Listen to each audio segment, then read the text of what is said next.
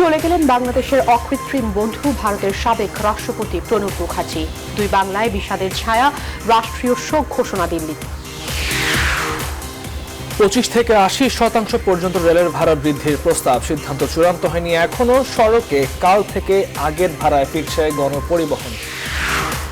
বাংলাদেশে ভ্যাকসিন উৎপাদনের অনুমতি দিতে পারে রাশিয়া। দেশে আজও 33 প্রাণহানি, বিশ্বে কমেছে দৈনিক আক্রান্তে, বিশ্ব রেকর্ড করল ভারত। খুনিদের জবানবন্দিতেই বঙ্গবন্ধু হত্যাকাণ্ডে জিয়ার সম্পৃক্ততা প্রমাণিত, জাতীয় শোক দিবসের আলোচনায় প্রধানমন্ত্রী শেখ হাসিনা। স্বাস্থ্য বিবেচনা করে খালেদা জিয়ার মুক্তির মেয়াদ নিয়ে সিদ্ধান্ত জানালেন আইনমন্ত্রী। 24 সেপ্টেম্বর শেষ হচ্ছে মানবিক মুক্তির 6 মাস। মুক্তিযুদ্ধের সংগঠক ফেরদৌস কুরাইশের চিরবিদায়, দেশে পৌঁছল সেক্টর কমান্ডার সিআর দত্তের মরদেহ, কাল সর্বস্তরের মানুষের শ্রদ্ধা।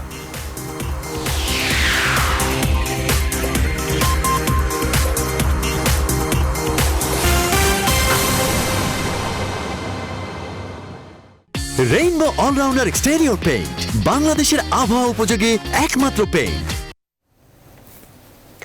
স্বাগত নিউজ 24 রাত 10টার সংবাদে। পুরো সংবাদের সাথে আছি আমরা দুজন, আমি আফরিন আনোয়ার এবং আমি তামিমুর রহমান তন্ময়। এতক্ষণ দেখছিলেন সংবাদ শিরোনাম, এবারে বিস্তারিত।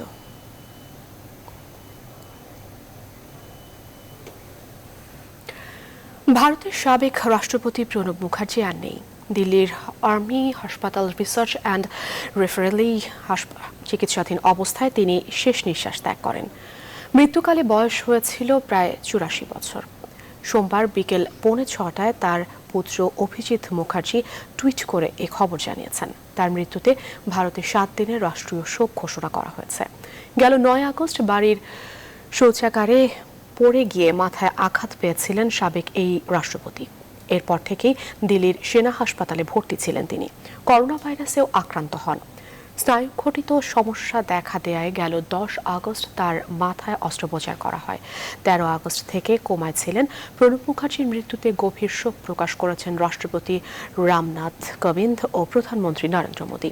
শোক প্রকাশ করেছেন কংগ্রেস নেতা রাহুল গান্ধী, তৃণমূল নেত্রী মমতা বন্দ্যোপাধ্যায়।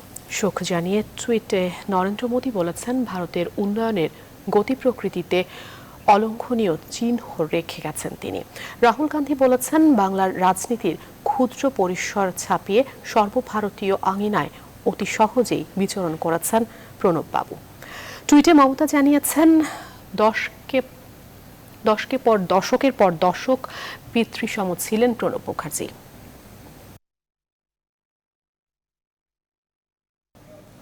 বাংলাদেশের অকৃত্রিম বন্ধুর মৃত্যুতে শোক জানিয়েছেন রাষ্ট্রপতি মোহাম্মদ আব্দুল হামিদ ও প্রধানমন্ত্রী শেখ হাসিনা।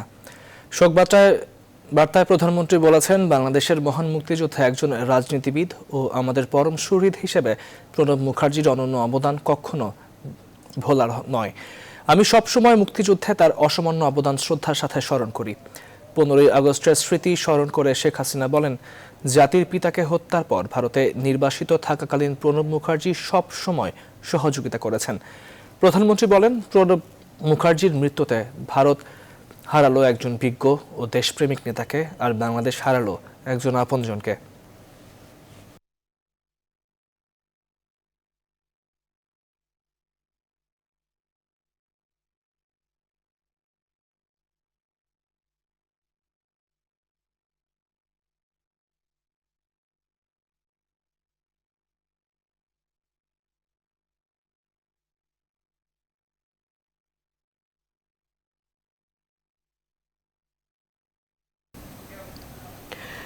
দিল্লি থেকে যুক্ত হচ্ছেন সিনিয়র সাংবাদিক এবং দিল্লি প্রেস ক্লাবের সাবেক সভাপতি গৌতম লাহিড়ী এবং ঢাকা থেকে সাবেক পররাষ্ট্র প্রতিমন্ত্রী আবুল হাসান চৌধুরী।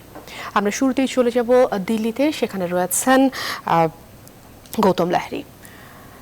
জনাব লাহিড়ী, আপনার কাছে জানতে চাইছি যে বাংলাদেশেও বিষাদের যেই ছায়া, তারা বাংলাদেশে অকৃত্রিম একজন বন্ধুকে হারিয়েছে, তার শেষকৃত্য কখন, কবে এবং কি ধরনের আনুষ্ঠানিকতার মধ্য দিয়ে শেষ হচ্ছে, বিস্তারিত কি তথ্য আছে আপনার কাছে?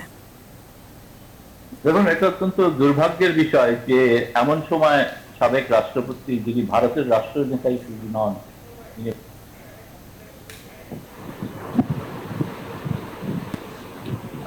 তার এইভাবে এই সময় করোনার সময় যে তার যে প্রয়াণ ঘটেছে এবং সেটার যথাযোগ্য মর্যাদা যেটা তার পাওয়া উচিত ছিল সেটা হয়তো দেওয়া সম্ভব হচ্ছে না, কিন্তু আগামীকাল এটা সিদ্ধান্ত হয়েছে যে আগামীকাল তার অন্ত্যেষ্টিক্রিয়া ভারতের আহ, মধ্য দিল্লির লোধি গার্ডেনে অনুষ্ঠিত হবে। এখন পর্যন্ত ভারতে লকডাউনের নিয়ম অনুসারে 50 জনের বেশি লোকের সমাবেশ নিষিদ্ধ ছিল, যদিও 1 সেপ্টেম্বর থেকে সামাজিক ক্রিয়ায় 100-র মতো লোক উপস্থিত হতে পারেন এমন একটা সিদ্ধান্ত আগেই স্বরাষ্ট্র মন্ত্রণালয় ঘোষণা করেছেন। কিন্তু এই সময় তার অবশ্যই আশা করা হচ্ছে যে সাধারণ মানুষ তো তারা চাইবেন এই সময় তাকে শেষ শ্রদ্ধা দিতে, কিন্তু সেটা কিভাবে সরকার করবেন তা এখনো তার কোনো গাইডলাইন জানানো হয়নি। হয়তো প্রত্যেককেই দূর থেকেই হয়তো তার প্রতি শ্রদ্ধা জ্ঞাপন করতে হবে, এবং এটি একটি অত্যন্ত আমি বলবো বিয়োগান্ত ঘটনা যে এমন একজন রাষ্ট্রপুরুষ তার অন্ত্যেষ্টি ঠিকভাবে আমরা তাকে শ্রদ্ধা জানাতে পারছি না। লাহিড়ী, আপনাকে অসংখ্য ধন্যবাদ আমাদের সাথে যুক্ত থাকবার জন্য। এবারে চলে যাচ্ছি জনাব আবুল হাসান চৌধুরীর কাছে।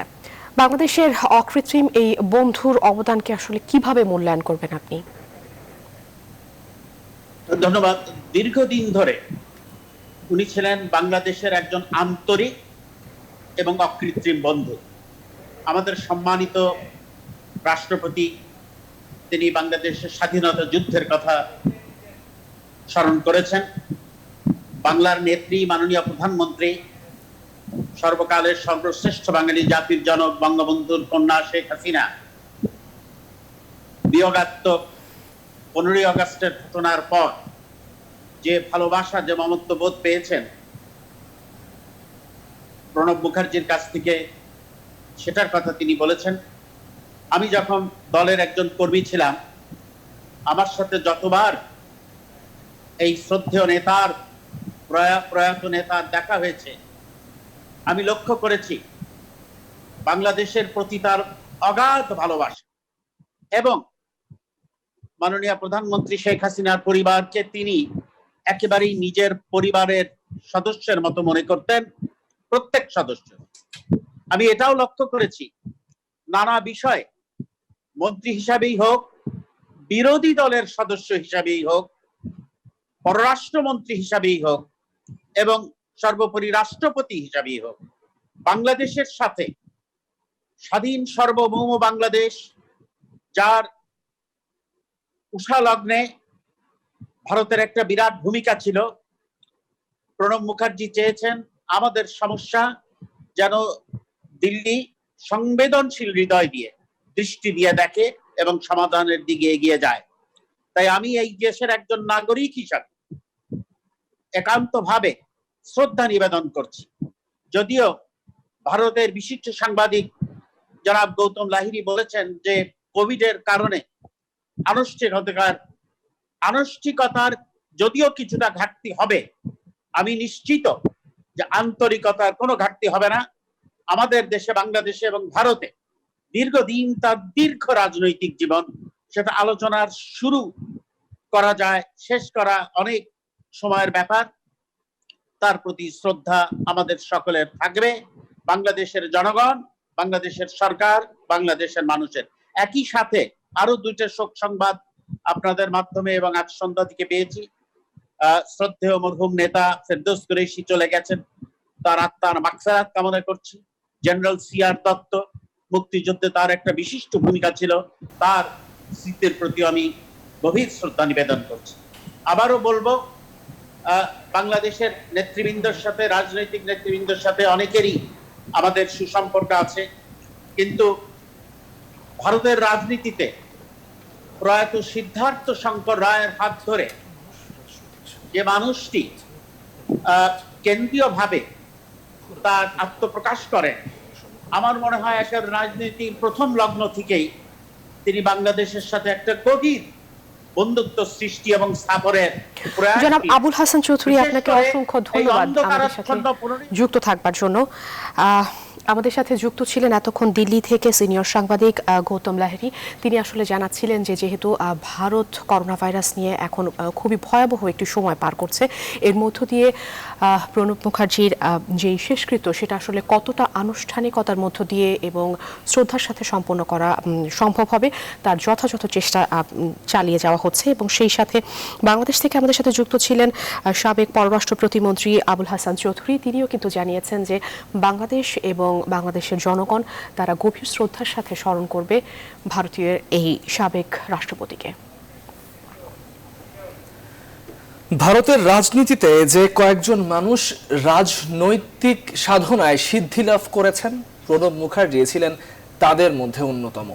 বহু রাজনৈতিক ঘাত প্রতিঘাত পেরিয়ে সমকালীন ভারতের রাজনীতিতে তিনি হয়ে দাঁড়িয়েছিলেন মহিরুহনায়। দল ভুলে রং ভুলে সবাই তার কাছে যেতেন রাজনৈতিক সংকট মোচনের পরামর্শ নিতে। বাংলাদেশের জন্মলগ্ন থেকেই অকৃত্রিম বন্ধু প্রণব মুখোপাধ্যায়। তার মৃত্যুতে একটা যুগের অবসান ঘটল। চন্দ্রানী চন্দ্রার ডেস্ক রিপোর্টে বিস্তারিত। 1971 বঙ্গবন্ধুর ডাকে সাড়া দিয়ে মুক্তিযুদ্ধে ঝাঁপিয়ে পড়ল বাংলাদেশের মানুষ। 3 মাস পর প্রতিবেশী ভারতের রাজ্যসভায় 36 বছর বয়সী এক তরুণ সদস্য দাঁড়িয়ে বললেন, বাংলাদেশের প্রবাসী সরকারকে ভারতের সমর্থন দেয়া হোক। সেই থেকে সেই তরুণ প্রণব মুখার্জি বাংলাদেশের বন্ধু। 75-এ বঙ্গবন্ধুকে হত্যার পর তার 2 কন্যা যখন দিল্লিতে ছিলেন, কার্যত তাদের অভিভাবকের ভূমিকায় ছিলেন প্রণব মুখার্জি। তার এই বাংলাদেশের প্রীতির কারণ হয়তো এটাই যে তিনি নড়াইলের জামাই। নড়াইলের ভদ্রবিলা গ্রামের অমরেন্দ্র ঘোষের মেয়ে শুভ্রা মুখোপাধ্যায়কে জীবনসঙ্গী করেছিলেন। রাষ্ট্রীয় সফরে এসে ভোলেননি সেই শ্বশুরালয়ে যেতে। বাংলাদেশের বিশিষ্ট বন্ধু হিসেবেও তিনি কিন্তু একটা বড় ভূমিকা নিয়েছেন। তত্ত্বাবধায়ক সরকার, ভোটের সময়, সেই একটা ক্রিটিক্যাল সময় যখন বাংলাদেশের, তখন তিনি কিরকমভাবে টেনশনে ছিলেন সেটা বোঝা যায় তার আত্মজীবনী পড়লে। প্রণব মুখার্জি ভারতের 13তম এবং প্রথম বাঙালি রাষ্ট্রপতি। কর্মজীবন শুরু করেছিলেন একজন সাধারণ কলেজ শিক্ষক হিসেবে। কিছুদিন সাংবাদিকতাও করেছেন। তবে ভারতীয় জাতীয় কংগ্রেসের রাজনীতি করেই কেটেছে জীবনের 6 দশক। ছিলেন ইন্দিরা গান্ধীর ঘনিষ্ঠজন।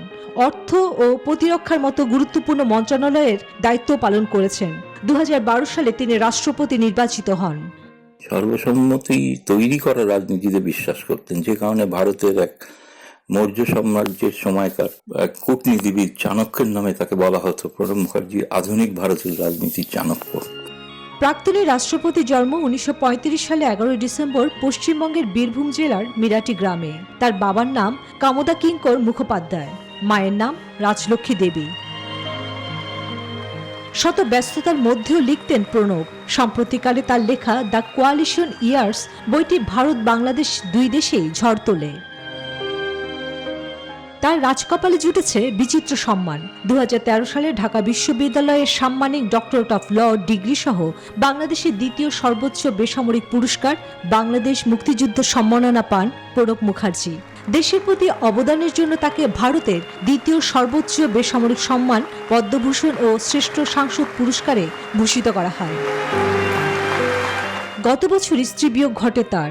1 বছর যেতে না যেতেই সেই পথে রওনা দিলেন প্রণব নিজেও, 84 বছর বয়সে। এর আগে মস্তিষ্কে রক্তক্ষরণ ও করোনা নিয়ে হাসপাতালে ভর্তি হন তিনি। অবস্থার অবনতি হওয়ায় তাকে লাইফ সাপোর্টে রাখা হয়েছিল।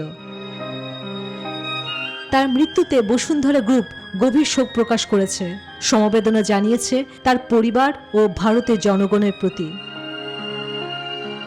চন্দ্রানী চন্দ্রা, নিউজ 24। এবারে দেশের খবর। করোনার মধ্যেই রেলের ভাড়া বাড়ানোর আলোচনা শুরু করেছে রেলপথ মন্ত্রণালয়। গত বুধবার ভাড়া বৃদ্ধি সংক্রান্ত একটি বৈঠক রেল ভবনে অনুষ্ঠিত হয়েছে। যাত্রীবাহী ট্রেনের সব রুটেই ভাড়া বাড়ানোর প্রস্তাব করা হয়েছে। রুট ও আসন ভেদে 25 থেকে 80% পর্যন্ত ভাড়া বাড়ানোর দেয়া হয়েছে প্রস্তাব। আর ভাড়া বাড়ানোর প্রস্তাবে দেখা যাচ্ছে এসি বার্থের ভাড়া বিমানের সমান বা তার চেয়েও বেশি। তবে রেলমন্ত্রী বলছেন এখনো পর্যন্ত রেলের ভাড়া বাড়ানোর কোনো সিদ্ধান্ত হয়নি, তবে কাজ চলছে। হাসান পারভেজ জানাচ্ছেন বিস্তারিত। করোনার কারণে 2 মাসের বেশি সময় বন্ধ ছিল ট্রেন চলাচল। বর্তমানে বিভিন্ন রুটে সীমিত আকারে চালু হচ্ছে ট্রেন চলাচল। তবে এরই মধ্যে রেলের ভাড়া বাড়ানোর উদ্যোগ নেওয়া হয়েছে। তেলের দাম, পরিচালনা ও রক্ষণাবেক্ষণ ব্যয় বৃদ্ধির কারণ দেখিয়ে ভাড়া বৃদ্ধির প্রস্তাব করা হয়েছে। বর্তমানে ঢাকা থেকে দেশের অভ্যন্তরীণ বিভিন্ন রুটে বিমান ভাড়া 2500 থেকে 3000 টাকা। প্রস্তাবিত ট্রেন ভাড়ায় দেখা যায় এসি বার্থের ভাড়া হতে পারে বিমান ভাড়ার প্রায় সমপরিমাণ। ঢাকা চট্টগ্রাম রুটের এসি বার্থের ভাড়া 1169 টাকা। এ ভাড়া বাড়িয়ে 1980 টাকা নির্ধারণ করার প্রস্তাব করা হয়েছে। ঢাকা সিলেট রুটের ভাড়া বাড়িয়ে 1840 টাকা নির্ধারণের প্রস্তাব করা হয়েছে। এছাড়া ঢাকা রাজশাহী রুটে 1970 টাকা, ঢাকা দিনাজপুর রুটে 2430 টাকা, ঢাকা পঞ্চগড় রুটে 2690 টাকা, ঢাকা রংপুর ও ঢাকা লালমনিরহাট রুটের এসি বার্থের ভাড়া 2560 টাকা, ঢাকা খুলনা রুটে 2550 টাকা নির্ধারণের প্রস্তাব করা হয়েছে। প্রস্তাব অনুযায়ী আনন্দনগরে গড়ে এসি এবং সাধারণ আসনের ভাড়া বাড়তে পারে 50% বেশি। এছাড়া রেলের বিভিন্ন রুটে এসি ও নন এসি ভাড়া বাড়ানোর প্রস্তাব দেওয়া হয়েছে। এদিকে যাত্রীবাহী ট্রেনের পাশাপাশি 14টি পণ্য ও কন্টেইনার পরিবহনেও ভাড়া 20% বৃদ্ধির প্রস্তাব করা হয়েছে। আমরা এখন পর্যন্ত রেলওয়ে ভাড়া বাড়ানোর কোনো সিদ্ধান্ত আমরা গ্রহণ করি নাই, তবে আমরা ভবিষ্যতে আমরা এটার উপর কাজ করছি, যে আমাদের যে গবেষণা চলতেছে। এদিকে যোগাযোগ বিশেষজ্ঞরা বলছেন, যাত্রী সুবিধা না বাড়িয়ে মাত্রাতিরিক্ত ভাড়া বৃদ্ধি সমীচীন হবে না। অন্য যে রেভিনিউ স্ট্রিম, অন্য পরিবহন, কন্টেনার পরিবহন, যেখান থেকে আমি প্রচুর পরিবহনের সম্ভাবনা আছে, সেইটাকেও কাজে লাগানোর দক্ষতা অর্জন করতে হবে। সেখানে নজর না দিয়ে আমি শুধু যাত্রীর উপরে তাকাবো, এটা আমি সঙ্গত মনে করি না। প্রায় 20 বছর পর 2012 সালে রেলের ভাড়া বাড়ানো হয়। এছাড়া 2016 সালের 20 ফেব্রুয়ারি আরেক দফা ভাড়া বাড়ায় রেলওয়ে। ফলে গণপরিবহন হিসেবে রেলে ওঠার যে সুযোগ ছিল সাধারণ মানুষের, তা অনেকটাই বিপন্ন হতে পারে। হাসান পারভেজ, নিউজ 24, ঢাকা। কাল থেকে আগের ভাড়ায় ফিরছে গণপরিবহন। পরিবহন মালিকরা বলছেন, সবাই সচেতন হলে স্বাস্থ্যবিধি মেনে যাত্রী পরিবহন সম্ভব। আর যাত্রীদের অভিযোগ, প্রত্যেক সিটে যাত্রী বসলে কিভাবে থাকবে এই স্বাস্থ্যবিধি? তবে করোনা মোকাবেলায় গঠিত জাতীয় টেকনিক্যাল কমিটির সভাপতির আশঙ্কা, সব সিটে যাত্রী পরিবহনের মধ্য দিয়ে বাড়বে করোনা সংক্রমণ ঝুঁকি। প্লাবন রহমান জানাচ্ছেন বিস্তারিত। করোনাকে এখন নিত্যদিনে গুরুত্ব দিতে না চাইলেও বাস্তবতা হচ্ছে, গত 2 সপ্তাহে দেশে এ ভাইরাসে মারা গেছেন প্রায় 550 মানুষ। আর এমন ঝুঁকির মধ্যে এভাবে চলে আসছে দেশের গণপরিবহন। অর্ধেক যাত্রী পরিবহনের পাশাপাশি স্বাস্থ্যবিধি মেনে চলার নিয়ম থাকলেও চলেছেন যে যার ইচ্ছা অনুযায়ী। কিন্তু ভাড়াটা আদায় হয়েছে ঠিকই 60%, এমনকি তার চেয়েও বেশি। এমন বাস্তবতায় আগের ভাড়ায় ফিরছে গণপরিবহন। এবার নিয়ম করেই প্রত্যেক সিটে বসবেন যাত্রীরা। কিন্তু প্রশ্ন হচ্ছে, অর্ধেক যাত্রী পরিবহনেই যেখানে মানানো যায়নি স্বাস্থ্যবিধি, সেখানে প্রত্যেক সিটে যাত্রী বসলে কতটা মানানো যাবে স্বাস্থ্যবিধি? এখন পর্যন্ত তো আমরা মনে করি যে ঝুঁকিটা এখনো পুরোপুরি যায় নাই। সিচুয়েশন কিন্তু দিন দিন খারাপই হচ্ছে।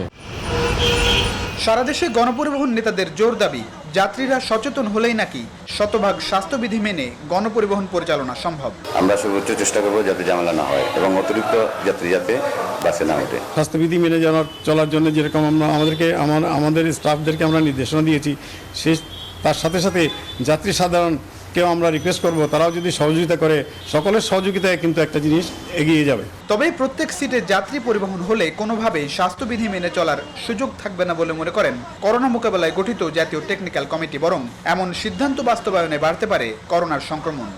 এই যে 1 সেপ্টেম্বর থেকে একদম গণহারে প্রত্যেকটা সিটে যে যাত্রী নেওয়া হচ্ছে, এটা আমাদের সংক্রমণের ঝুঁকি বাড়িয়ে দেওয়ার সম্ভাবনা অনেকটাই বেশি। সিদ্ধান্ত অনুযায়ী মঙ্গলবার থেকে প্রত্যেক সিটে যাত্রী নিয়ে আগের ভাড়ায় চলবে গণপরিবহন। সেক্ষেত্রে স্বাস্থ্যবিধি মানাতে সরকারের সংশ্লিষ্ট কর্তৃপক্ষগুলোকে নজরদারি বাড়ানোর তাগিদ যাত্রী মালিক বিশেষজ্ঞ সবার। প্লাবন রহমান, নিউজ 24, ঢাকা। এদিকে সুযোগ থাকলে রাশিয়া বাংলাদেশি ভ্যাকসিন উৎপাদনের অনুমতি দেবে বলে জানিয়েছেন স্বাস্থ্যমন্ত্রী জাহিদ মালেক। সোমবার দুপুরে সচিবালয়ে তিনি একথা জানান।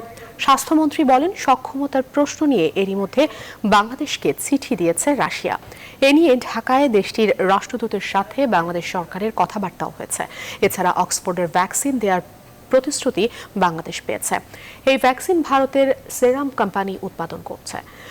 করোনা ভাইরাসের বিষয়ে দক্ষিণ কোরিয়ার সাথেও সরকারিভাবে আলোচনা হয়েছে। তিনি আরও জানিয়েছেন, করোনা পরীক্ষায় 2টি PCR মেশিন সহ অ্যান্টিজেন টেস্টের জন্য বাংলাদেশকে কিট দেবে দক্ষিণ কোরিয়া সরকার।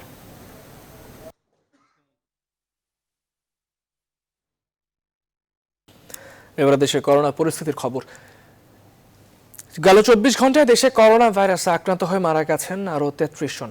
এ নিয়ে মোট মারা গেলেন 4,281 জন। একই সময় নতুন করে করোনা শনাক্ত হয়েছেন 2,174 জন। এখনো পর্যন্ত মোট শনাক্ত হলেন 3,12,996 জন। সোমবার স্বাস্থ্য অধিদপ্তরের করোনা বিষয়ক সংবাদ বিজ্ঞপ্তিতে তথ্য জানানো হয়েছে। বিজ্ঞপ্তিতে বলা হয়, গত 24 ঘন্টায় সুস্থ হয়েছেন 2,980 জন। এই নিয়ে মোট সুস্থ হলেন 2,04,887 জন।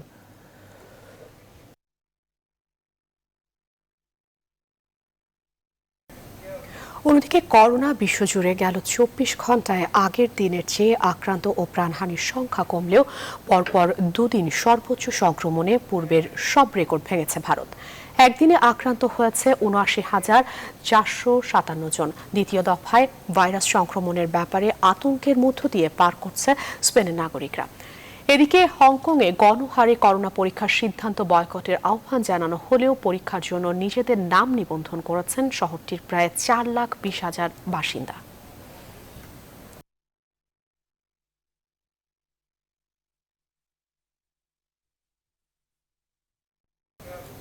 প্রধানমন্ত্রী শেখ হাসিনা বলেছেন, খুনিদের জবানবন্দিতেই বঙ্গবন্ধু হত্যাকাণ্ডে জিয়ার সম্পৃক্ততা প্রমাণ হয়। বিএনপির গলাবাজিতে সত্য গোপন হবে না। জাতীয় শোক দিবস উপলক্ষে ছাত্রলীগ আয়োজিত স্মরণ সভায় এসব কথা বলেন তিনি। শেখ হাসিনা আরও বলেছেন, শত চেষ্টা করেও ইতিহাস থেকে বঙ্গবন্ধুর নাম কেউ মুছে ফেলতে পারেনি। শাহ আলী জয় জানাচ্ছেন বিস্তারিত। বাংলা ছাত্র সমাজের অহংকার। শোকাবহ আগস্টের শেষ দিনে 15ই আগস্টের শহীদদের স্মরণে আলোচনা সভার আয়োজন করে ছাত্রলীগ। ভার্চুয়াল প্ল্যাটফর্মে গণভবন থেকে যুক্ত হন প্রধানমন্ত্রী শেখ হাসিনা। স্মৃতিচারণ করতে গিয়ে ছাত্রলীগের সঙ্গে জাতির জনকের নিবিড় সম্পর্কের কথা উল্লেখ করেন বঙ্গবন্ধু কন্যা। বলেন, স্বাধীনতার সপক্ষে যে কোনো জনমত তৈরিতে ছাত্রলীগের সহযোগিতা নিতেন বঙ্গবন্ধু।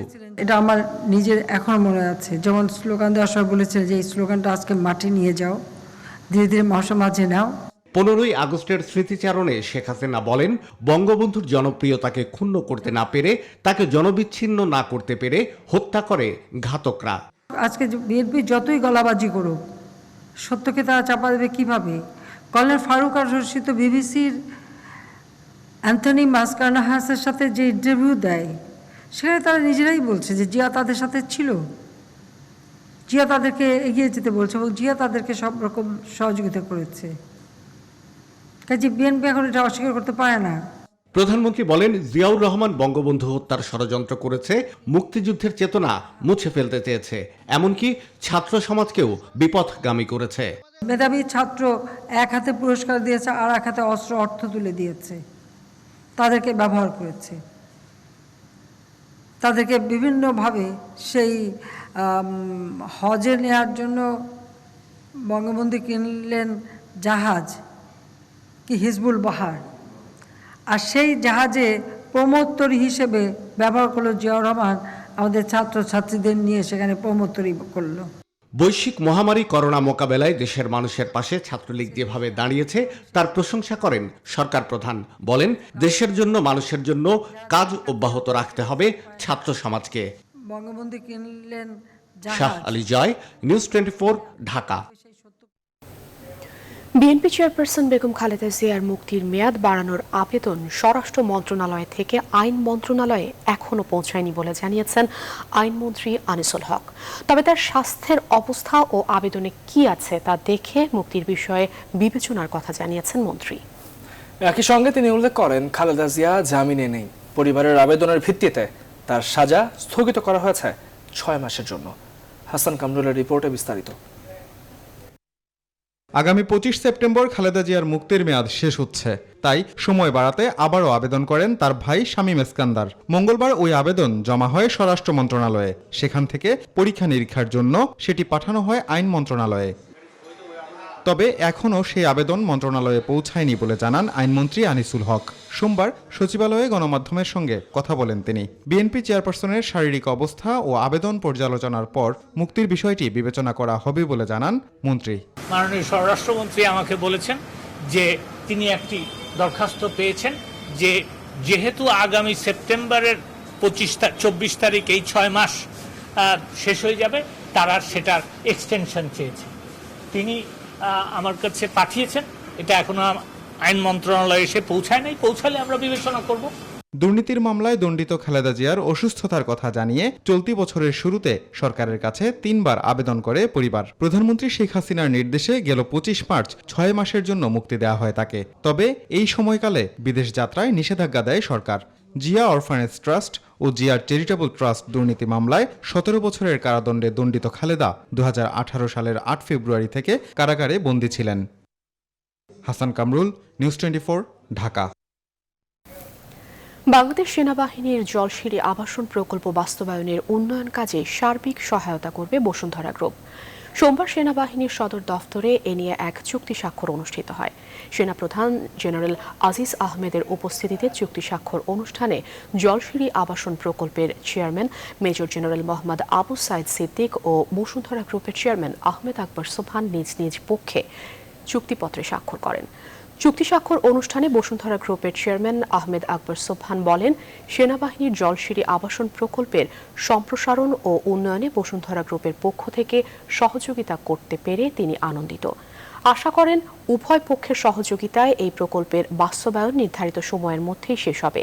সেনাপ্রধান জেনারেল আজিজ আহমেদ প্রকল্প বাস্তবায়নের শুরু থেকে বসুন্ধরা গ্রুপের সার্বিক সহযোগিতার জন্য বসুন্ধরা গ্রুপের প্রশংসা করেন এবং বিশেষভাবে বসুন্ধরা গ্রুপের চেয়ারম্যান আহমেদ আকবর সোবহানকে ধন্যবাদ জানান। এ সময় সেনাবাহিনীর কিউএমজি লেফটেন্যান্ট জেনারেল শামসুল হক, বসুন্ধরা গ্রুপের ব্যবস্থাপনা পরিচালক সায়েম সোবহান আনভীর, বসুন্ধরা গ্রুপের ভাইস চেয়ারম্যান সাফওয়ান সোবহান তাজভীর, বসুন্ধরা গ্রুপের সিনিয়র নির্বাহী পরিচালক লিয়াকত হোসেন, রংধনু গ্রুপের চেয়ারম্যান রফিকুল ইসলাম রফিক এবং উভয় পক্ষের ঊর্ধ্বতন কর্মকর্তারা উপস্থিত ছিলেন।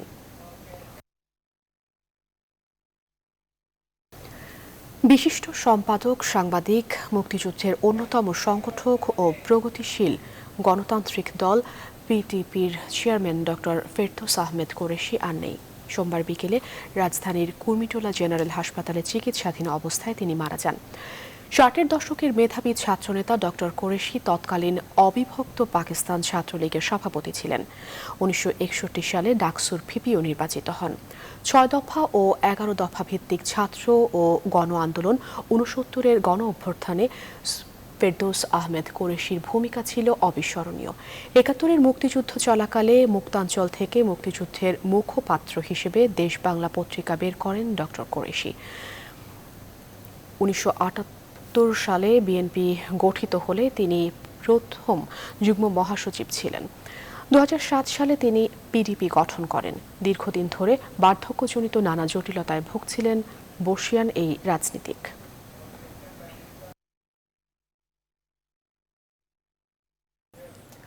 মুক্তিযোদ্ধার সেক্টর কমান্ডার অবসরপ্রাপ্ত মেজর জেনারেল সিআর দত্তের মরদেহ রাখা হয়েছে সম্মিলিত সামরিক হাসপাতালের হিমঘরে। এর আগে সকাল 8:30 নাগাদ যুক্তরাষ্ট্র থেকে মুক্তিযুদ্ধের এই বীর সেনানীর মরদেহ ঢাকায় পৌঁছায়। এমিরেটসের একটি ফ্লাইটে মরদেহ শাহজালাল বিমানবন্দরে এসে পৌঁছালে একমাত্র ছেলে চিরঞ্জীব দত্ত ও নিকটাত্মীয়রা সেটি গ্রহণ করেন। আগামীকাল মঙ্গলবার সকাল 7টার দিকে বনানী ডিওএইচএস এর বাসায় নেওয়া হবে তার মরদেহ। ঘণ্টাখানেকের আনুষ্ঠানিকতা শেষে সকাল 8:30 নাগাদ মরদেহ নেওয়া হবে ঢাকেশ্বরী মন্দিরে। সেখানে বিভিন্ন সামাজিক সংগঠনের পক্ষ থেকে শ্রদ্ধা নিবেদন করা হবে। বীরোত্তম খেতাবে ভূষিত এই মুক্তি সেনাকে রাষ্ট্রীয় সম্মানের জানাজার মধ্যে দিয়ে শেষকৃত্য হবে রাজধানীর সবুজবাগের শ্মশানঘাটে। গেল 24 অগস্ট যুক্তরাষ্ট্রের সময় রাত 11:30টায় ফ্লোরিডার একটি হাসপাতালে চিকিৎসাধীন অবস্থায় মারা যান CR Dutta. Response was amazing. Bangladesh government থেকে শুরু করে এভরিবডি, মানে সবাই কোঅর্ডিনেশন না হলে আজকে এটা সম্ভব হতো না। আমার বাবার শেষ কাজটা এখানে করা আমাদের খুব ইচ্ছা ছিল। আমরা বললাম যে যদিও আমেরিকা ছিল, উনি আমার না দেশে এসে ওনার শেষ কাজটা হবে রিগার্ডলেস, কারণ এটা করতেই হবে আর কি। যে ফ্লাইটে আমি এসেছি ওই ফ্লাইটের নিচেই বাবা ছিল। So it was very very heart breaking for me. তো আমি নিয়ে গেলাম, আমি নিয়ে আসলাম। আমার পাশে বাবা ছিল না, বাবা নিচে কার্গোতে ছিল। ইট ওয়াজ ভেরি হার্ট ব্রেকিং। এবারে ফার্স্ট সিকিউরিটি ইসলামী ব্যাংক অর্থ বাণিজ্য সংবাদ।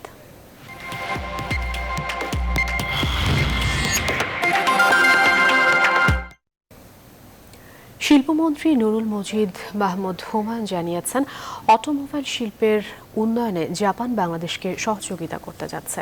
দেশের রপ্তানি দক্ষতা বাড়াতে জাপান সরকারের উন্নয়ন সংস্থা জাইকা বাংলাদেশে প্রজেক্ট হাতে নিতে পারে বলেও জানান তিনি। সোমবার মতিঝিলে শিল্প মন্ত্রণালয়ে শিল্পমন্ত্রীর সাথে বাংলাদেশে নিযুক্ত জাপানের রাষ্ট্রদূতের বৈঠক শেষে তিনি এসব কথা বলেন।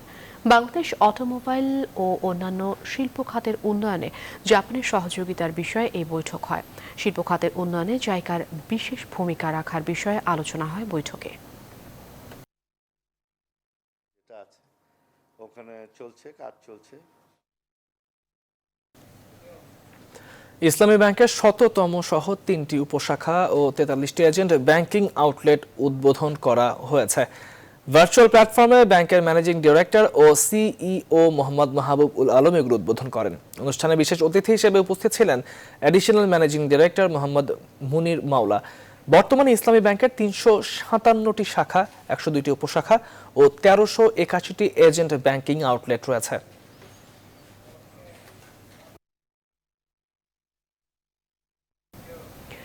পপুলার লাইফ ইন্স্যুরেন্সের প্রতিষ্ঠাতা গিয়াসউদ্দিন আহমেদের ১০ম মৃত্যুবার্ষিকী উপলক্ষে আলোচনা, দোয়া ও মিলাদের আয়োজন করা হয়েছে। সোমবার পপুলার লাইফ ইন্স্যুরেন্সের প্রধান কার্যালয়ে এই আয়োজনে উপস্থিত ছিলেন কোম্পানির ব্যবস্থাপনা পরিচালক ও সিইও BM ইউসুফ আলী সহ বিভিন্ন পর্যায়ের কর্মকর্তারা। আলোচনা শেষে মরহুমের রুহের মাগফিরাত কামনা করে মোনাজাত করা হয়। দীর্ঘদিনের বিরতির শেষে অনুশীলনে ফিরেছেন লিটন কুমার দাস। শ্রীলঙ্কা সফরকে সামনে রেখে সোমবার মিরপুরের শেরে বাংলায় ঘাম ঝরাতে দেখা যায় এই টাইগার টপ অর্ডার ব্যাটসম্যানকে। করোনা ভাইরাস সতর্কতায় পুরোটা সময় নিজ বাড়িতে ছিলেন লিটন। জানান, ইনডোরে যতটুকু জিম আর রানিং করা যায় সে অনুযায়ী চেষ্টা করেছেন নিজেকে ফিট রাখার, পাশাপাশি কাজ করেছেন নিজের ব্যাটিং নিয়ে। লকডাউনের আগে জিম্বাবুয়ে সিরিজে সেরা ফর্মে ছিলেন ডানহাতি এই ব্যাটসম্যান। টেস্টে অর্ধশতক হাঁকানোর পাশাপাশি 3 ওয়ানডের দুটিতেই পেয়েছেন সেঞ্চুরির দেখা, যার শেষটা ছিল বাংলাদেশের হয়ে ব্যক্তিগত সর্বোচ্চ 176 রানের মহাকাব্যিক ইনিংস। পাশাপাশি 2 টি20-র দুটিতেই করেন হাফ সেঞ্চুরি। এদিকে লম্বা বিরতি গোটা দলকে ব্যাকফুটে ঠেলে দিলেও খুব দ্রুতই ছন্দে ফেরার আশা ব্যক্ত করেন লিটন কুমার দাস। ক্রিকেট আছে সামনে, চেষ্টা করব সামনে যে সিরিজটা আছে সেখানে এখান থেকে যেন প্রিপারেশনগুলো নিয়ে ওখানে ভালো কিছু করা যায়। আগে সিরিজটা যেভাবে আমি শেষ করেছি মনোযোগ দিয়ে, ওই মনোযোগটা যেন আমি আবার মাঠে ফিরিয়ে আনতে পারি। আমার মনে হয় মনোযোগ আর নিজের যদি চ্যালেঞ্জটা নিতে পারি যে না আমাকে আবার ভালো কিছু করতে হবে, তাহলে মনে হয় সম্ভব। ভালো দর্শক, শেষ করবো এখনকার নিউজ 24 সংবাদ। শিরোনামগুলো জানাচ্ছি আরেকবার।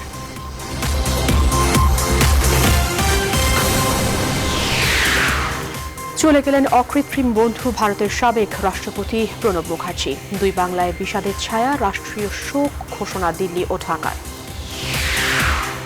25 থেকে 80% পর্যন্ত রেলের ভাড়া বৃদ্ধির প্রস্তাব, সিদ্ধান্ত চূড়ান্ত হয়নি এখনো। সড়কে কাল থেকে আগের ভাড়ায় ফিরছে গণপরিবহন।